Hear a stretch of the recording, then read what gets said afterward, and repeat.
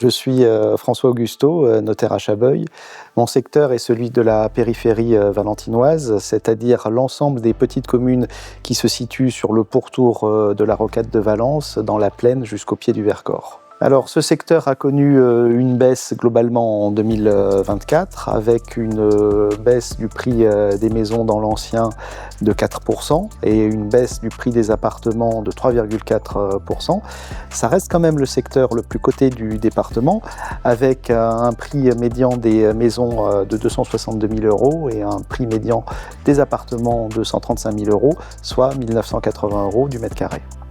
Fait notable cette année, la commune de Montélier récupère son titre de commune la plus cotée de la Drôme avec un prix médian de 366 000 €. Alors la situation au niveau des communes est très contrastée puisque nous avons certaines communes qui sont en hausse alors que d'autres sont en baisse. Dans les communes en hausse, on retrouve Saint-Marcel-les-Valences avec une hausse de 7% qui peut s'expliquer toutefois par la chute d'à peu près un même niveau qu'elle avait connue l'année précédente. Et Beaumont-les-Valences avec une hausse de 4%.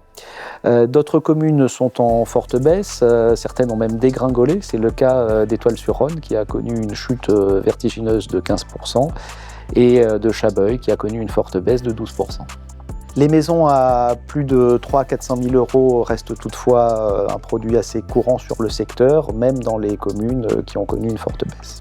Alors au final, si on doit synthétiser l'année 2024, on a eu une baisse globale, mais en réalité, on avait eu un marché qui commençait à reprendre des couleurs au printemps, comme je l'avais annoncé en tout début d'année dernière.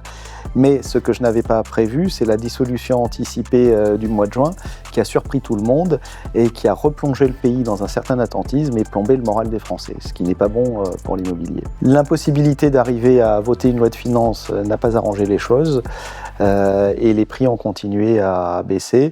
Le marché en 2024 a fini par craquer au vu des actualités. Alors en 2025, on assiste à un redémarrage du marché grâce à la baisse des taux.